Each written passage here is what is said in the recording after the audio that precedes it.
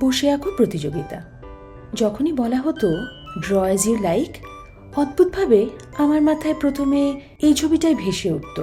সবুজ পাহাড়, উঁকিমারা সূর্য মামা, আর তার মাঝখান দিয়ে বয়ে আসা একটা নদী, আকাশে ভি শেপ করে উড়ে যাওয়া পাখি, পাহাড়ের তলায় একটা বাড়ি, সেই চেনা শেপটা, 3টে দাড়িওয়ালা ঘাস, 2-1টা গাছ।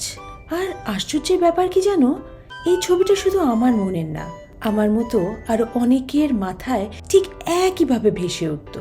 জানি না কেন, কিভাবে আমরা সবাই একই ছবি আঁকতাম, একই জিনিস ভাবতাম।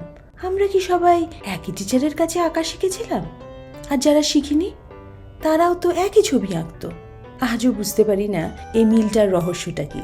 শুধু এটুকু বুঝি, আলাদা আলাদা মানুষ হয়েও আমাদের কল্পনাগুলো কতটা একরকম ছিল। হয়তো আমরা তখন জানতাম না, কিন্তু আমরা সবাই শান্তির একটা ছবি আঁকতে চেয়েছিলাম।